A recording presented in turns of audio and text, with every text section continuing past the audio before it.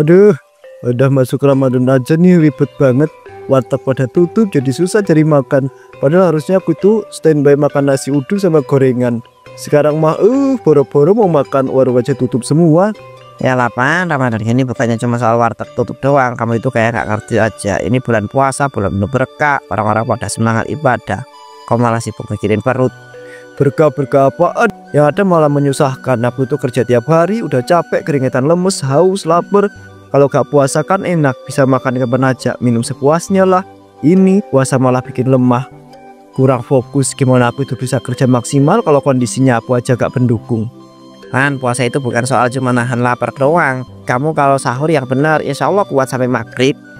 Sahur? Males banget Zal. Bangun subuh-subuh cuma buat makan. Aku mah mending tidur. Tidur jauh lebih berfaedah daripada harus bangun dan maksain makan di jam yang gak manusiawi itu. Lagian kalau udah tidur enak, siapa yang mau bangun coba? Mengganggu banget cuy.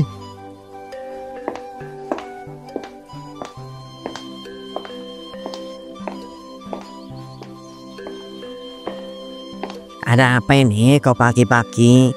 Udah pada ribut lagi, ngomongin apa? Ributin apa? Gak ada apa-apa kok Pak, cuma mengobrolkan soal Ramadan aja. Aku itu cuma bilang kalau Ramadan ini agak merepotkan karena warung-warung banyak yang tutup, jadi susah deh nyari makan. Begitu ya. Memang Ramadan itu bulan yang penuh ujian. Tapi ingat, ujian itu bukan cuma soal makan lapar dan juga haus, tapi juga ujian buat hati dan juga pikiran kita. Orang yang kuat itu bukan orang yang bisa makan kapan saja, tapi yang bisa menahan diri dari keinginan yang gak perlu. Lihat aja nanti Van, Ramadan itu punya caranya sendiri buat menguji kita, sekaligus memberi hadiah buat yang mau bersabar.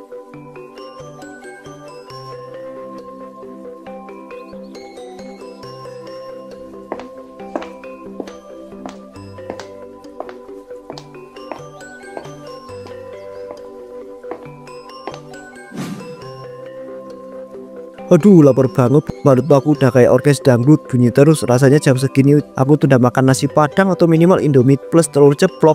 Sekarang makan di mana juga bingung. Warung tutup, resto sepi, kantin juga gak jual makan-makanan siang begini. Ya ampun Van, kau ngeluh mulu dari tadi. Tahan dikit apa? Kamu kan muslim, masa baru aja sehari puasa udah kayak orang sekarat begitu? Santai aja Bud, percuma juga kalau dipaksakan. Yang ada malah kerjaan aku tuh berantakan nanti. Jadi daripada pura-pura kuat, ya aku jujur aja kalau aku itu gak mampu untuk puasa. Ya elah Van, kamu itu yakin gak kuat? Atau sebenarnya kamu itu emang gak mau? Soalnya dari cara kamu ngomong kayaknya bukan masalah fisik, tapi emang kamu itu gak ada niat buat puasa dari awal. Menarik. Dari tadi saya dengar pembicaraan kalian diskusi soal puasa ya. Iya Pak, cuma ngobrol santai aja sih. Saya bilang kalau Ramadan ini lumayan ribet buat saya, soalnya warung-warung pada tutup, jadi saya tuh bingung mau makan di mana. Oh begitu. Menarik. Ngomong-ngomong, nanti saya ada pengumuman penting buat semua karyawan, jangan lupa ikut ya. Pengumuman penting? Wah, ada apa nih Pak? Jangan-jangan ini soal THR ya? Kalau soal THR mah saya tuh paling semangat Pak. Rahasia, tunggu saja nanti. Tapi yang jelas ini bakal jadi sesuatu yang menarik untuk semuanya, termasuk kamu Van.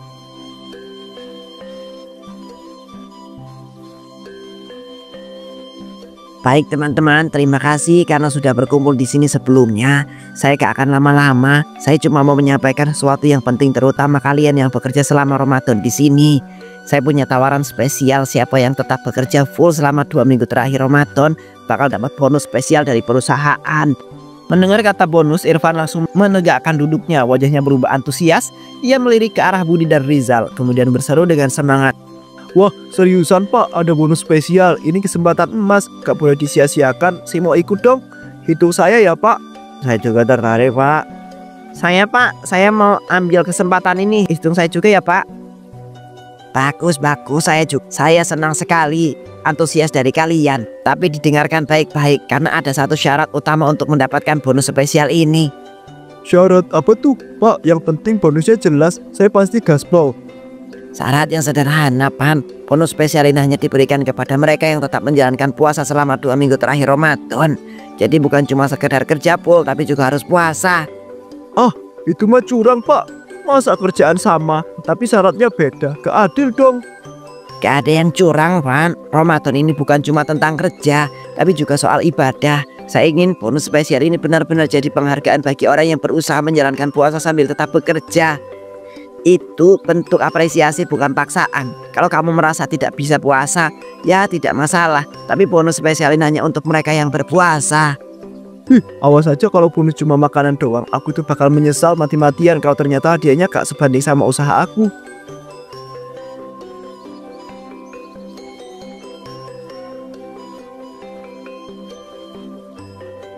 Sial, semua orang kerja sambil puasa. Kok bisa sih? Aku tuh yang makan malah lemes, kepala pusing, badan pegel-pegel. Gila emang, gak masuk akal.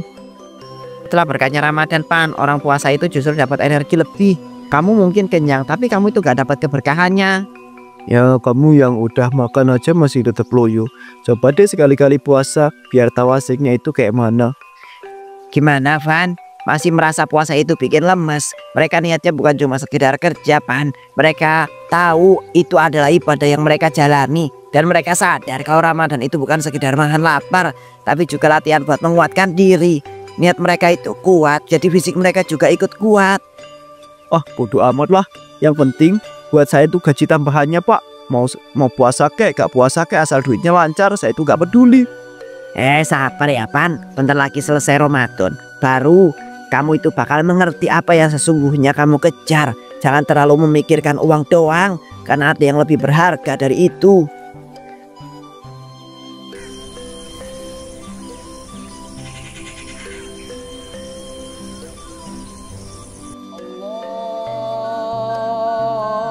Allahu Akbar, Allahu Akbar, Allahu Akbar. Baiklah teman-teman, seperti yang saya janjikan sebelum Ramadan, hari ini saya akan mengumumkan hadiah spesial untuk kalian yang menjalani ibadah puasa dengan penuh. Ya aku juga penasaran, tapi pasti hadiah ini bukan soal cuma duniawi, pasti ada nilai ibadahnya juga. Udahlah Pak, apapun hadiahnya yang penting aku itu juga kerja keras selama Ramadan, gak mungkin aku itu gak dapat bagian. Oke, hadiahnya adalah untuk semua karyawan yang berhasil menjalankan puasa dengan penuh selama Ramadan. Perusahaan akan memberikan hadiah perjalanan umroh gratis.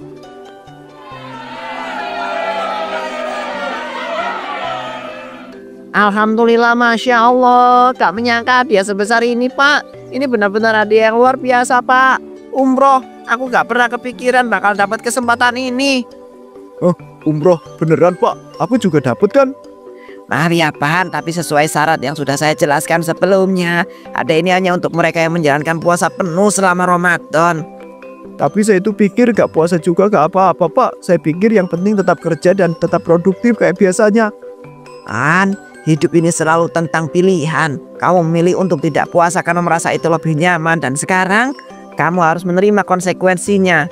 Sementara teman-teman memilih bersabar, beribadah, dan mereka mendapatkan berkah hari ini. Ya Allah, andai aja aku tuh ikut puasa, andai aja aku tuh gak ngeyel di awal.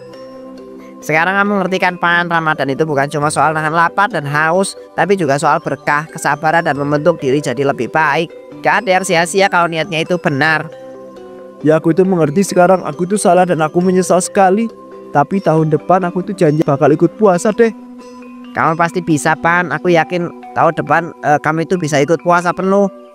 Ya yang penting udah sadar sekarang, dan itu adalah langkah awal yang paling penting.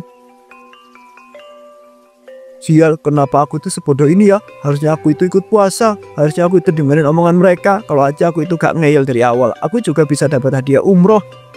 Kamu kenapa Pan? Biasanya kamu yang paling rame tuh minta diem aja gini. Pasti ada yang kamu pikirkan kan? Ya, dari tadi kamu itu kayak orang yang kehilangan semangat hidup. Ada masalah apa, Pan? Nyesel banget. Coba aja dari awal aku itu ikut puasa ya. Coba aja aku itu gak ngeyel. Pasti sekarang aku itu juga dapat hadiah umroh itu. Ya, namanya hidup, Pan. Kadang kita baru sadar setelah semuanya terlambat. Tapi yang terpenting bukan penyesalan, melainkan gimana kita itu belajar dari kesalahan. Aku itu egois ya. Aku tuh pikir puasa itu cuma soal nahan lapar dan juga haus. Aku pikir selama ini aku tetap kerja, tetap produktif, ya udah cukup. Tapi ternyata berkahnya jauh lebih besar dari sekedar rasa lapar itu sendiri. Nyesel itu hal yang wajar, tapi lebih baik kamu itu ambil hikmahnya ya. Gak ada gunanya terus-terusan menyalahkan diri sendiri. Yang penting kamu itu belajar dari kesalahan dan gak mengulangi lagi tahun depan. Tapi tetap aja Bud, kesempatan umroh itu gak bakal terulang lagi kan? Kesempatan emas seperti itu gak datang 2 kali. Kesempatan yang ini mungkin memang udah lewat, Man. Tapi siapa bilang gak ada kesempatan lain? Maksudnya gimana Pak? Ramadan akan selalu datang lagi, Pan, tahun depan. Kalau kamu benar-benar mau berubah, kamu bisa mulai dari sekarang. Kamu bisa siapkan diri kamu dari sekarang. Tidak ada kata terlambat buat jadi yang lebih baik. Yo, Ramadan bakal datang lagi. Aku tuh masih punya kesempatan buat membenahi semuanya. Aku masih bisa berubah. Aku janji tahun depan aku itu bakal ikut puasa. Gak ada alasan lagi buat tidak ikut.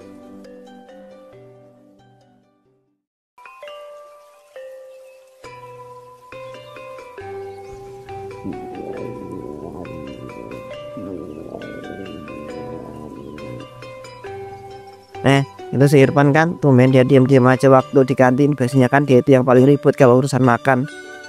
Ya benar, biasanya sebelum kita itu nyampe dia sudah separuh jalan ngabisin makanannya. Lah ini malah bengong-bengong kayak orang bego.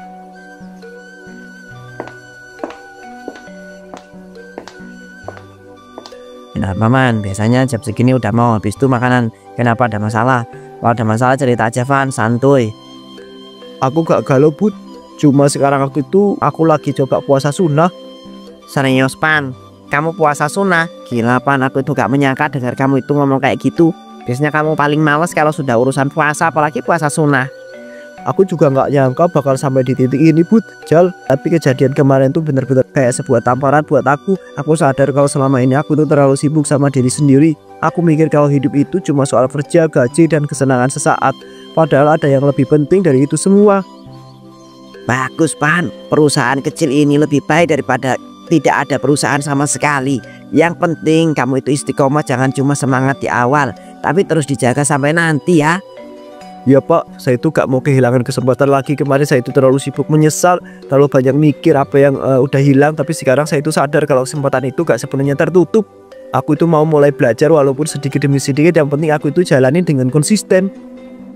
Nah gitu Pan, kami itu bakal merasakan sendiri manfaatnya nanti. Bukan cuma soal hadiah atau pahala, tapi kami itu bakal merasa lebih tenang. Hati kamu bakal lebih adem. Ya Ben, kita ini kerja buat hidup, kan hidup buat kerja doang. Kadang kita itu butuh sesuatu yang bikin hati kita itu lebih tenang dan gak terus-terusan dikejar dunia. Makasih ya Bud, Jol, Pak Darto, serius. Aku ini beneran bersyukur punya teman-teman seperti kalian. Kalau bukan karena kalian, mungkin aku itu gak bakal sadar secepat ini. Aku harap aku itu akan terus belajar jadi orang-orang yang lebih baik. Van, gawat Van, gawat. Gawat kenapa Jol? Ada masalah apa? Kamu ingat proyek yang kamu handle bulan kemarin kan? Aku baru saja dengar kabar dari manajer ada masalah besar Pan. Klien komplain katanya ada kesalahan data yang cukup fatal. Seriusan Jol? Tapi aku tuh udah cek data itu berkali-kali sebelum submit. Aku tuh pastikan semua sesuai dengan brief dari klien. Harusnya gak ada yang salah. Aku juga dengar dari manajer, ini bukan masalah kecil Van. Klien gak cuma sekedar komplain, tapi mereka juga minta pertanggungjawaban langsung dari kamu. Oke, aku tuh bakal cek ulang semua data dan laporan aku dari awal sampai akhir. Aku tuh gak mau langsung nuduh siapa-siapa, tapi aku tuh yakin aku tuh sudah kerja sesuai prosedur. Kalau memang ada kesalahan, aku tuh mau tahu gimana letaknya sebelum kita ambil langkah selanjutnya. Irfan, bisa ke ruangan rapat sekarang. Kita harus bahas masalah ini dengan manajemen. Klien juga ingin mendapat penjelasan secepatnya. Oke Pak, saya siap. Saya bakal menjelaskan semuanya dan cari solusi yang terbaik. Kamu pasti bisa Pan. Kita tahu kamu itu sudah kerja keras dan tidak akan mungkin melakukan kesalahan fatal. Pada masalah kita bakal cari solusi sama-sama. Kamu gak sendirian kok Pan. Iya Pan, jangan terlalu stres. Yang penting kita cari tahu di mana letak masalahnya. Jangan keburu takut sebelum kamu itu tahu kenyataannya. Oh, makasih ya Jalput. Serius aku bersyukur banget punya kalian. Aku tuh bakal hadapin ini apapun hasilnya nanti.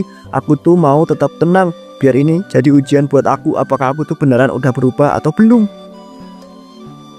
Klien kita PT Sentosa Jaya mengajukan komplain yang cukup serius. Mereka menemukan adanya ketidaksesuaian data dalam laporan proyek yang kamu tangani bulan lalu. Kesalahan ini bukan sekedar typo kecil, tapi bisa menyebabkan potensi kerugian besar bagi mereka. Dan mereka meminta pertanggungjawaban langsung dari kamu sebagai orang yang bertanggung jawab atas laporan ini.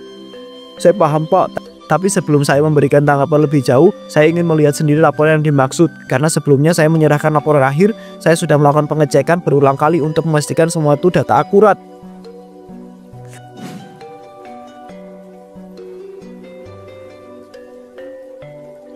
Pak, ini bukan format laporan yang saya buat. Saya yakin betul angka-angka ini tidak sesuai dengan laporan yang saya susun sebelumnya. Ada beberapa data yang berubah dan saya bisa memastikan bahwa saya tidak pernah memasukkan angka-angka ini. Aku udah curiga dari awal Irfan itu perfeksionis. Gak mungkin dia itu bikin kesalahan ceroboh kayak begini. Ada yang tidak beres, Bud. Pak, sebelum rapot ini dimulai saya sempat mengecek backup proyek yang tersimpan di server kantor. Saya penasaran dan membandingkan dengan laporan yang dikirim ke klien dan hasilnya cukup mengejutkan. Ini adalah laporan asli sebelum ada perubahan.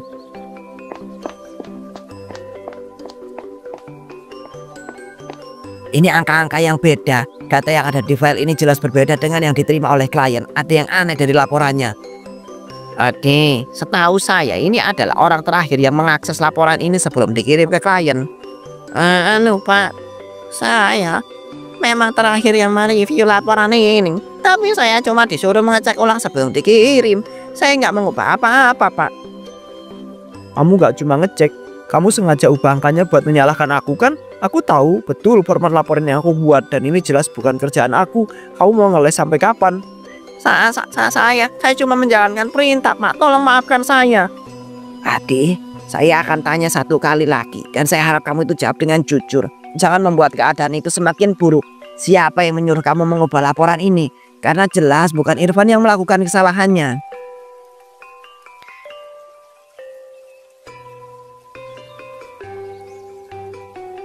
Kak, usah macam-macam Di. Aku itu bisa lihat dari ekspresi kamu kalau kamu itu lagi cari cara buat kabur. Tapi dengerin aku baik-baik ya.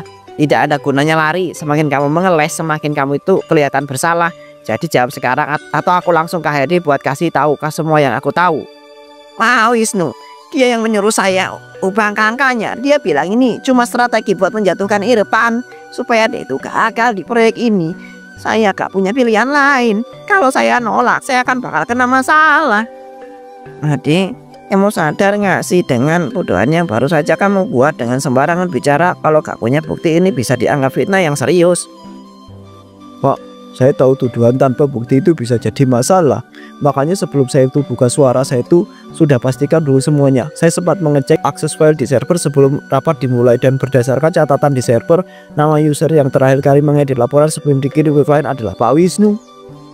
Ini bukan hanya sekedar tuduhan data, ini cukup kuat untuk membuktikan bahwa memang ada perubahan yang dilakukan setelah laporan Irfan selesai dibuat. Dan dari yang saya lihat di sini, akses terakhir memang menggunakan akun Pak Wisnu. Pak Wisnu, apa Anda bisa memberikan penjelasan atas hal ini? Pak Darno, saya tidak bekerja sendiri, saya hanya menjalankan perintah dari atasan yang lebih tinggi. Saya berada dalam posisi yang sulit dan saya benar-benar tidak punya pilihan selain mengikuti arahan yang diberikan kepada saya. Jadi ini bukan cuma permainan kamu sendirian kan? Ada orang lain yang lebih berkuasa di belakang semua ini. Siapa Pak Wisnu? Siapa orang yang sebenarnya menarik tali di belakang layar? Direktur keuangan kita, Pak Johan. Dialah dalang di balik semua ini. Dia sudah lama ingin menyingkirkan kamu Irfan karena kamu itu terlalu jujur. Dia tahu kamu sering melaporkan anggaran yang tidak sesuai dan itu mengganggu kepentingan pribadinya. Jadi dia itu mencari cara untuk menjatuhkan kamu. Salah satunya dengan menjadikan kamu kambing hitam dalam masalah ini. Saya menghargai keberanianmu untuk tetap berpegang teguh pada integritas Irfan. Kejujuran seperti ini semakin langka di dunia kerja. Dan justru karena itu orang-orang seperti kamu harusnya lebih dihargai, bukan malah dijatuhkan. Saya akan memastikan bahwa masalah ini akan dibawa ke tingkat direksi. Orang-orang yang bermain kotor seperti ini harus menerima konsekuensinya. Setelah rapat selesai, Pak Wisnu dan Adi diberikan sanksi berat atas keterlibatan mereka dalam manipulasi data. Sementara itu penyelidikan lebih lanjut terhadap Pak Johan mulai dilakukan dan perlahan berbagai praktek curang selama ini ia lakukan mulai terungkap. Irfan yang tadinya hampir dijebak justru mendapat keadilan berkat keberaniannya mengungkap kebenaran. Ia dipromosikan ke posisi yang lebih tinggi di mana ia bisa lebih berpengaruh dalam menjaga transparansi data di perusahaan tersebut.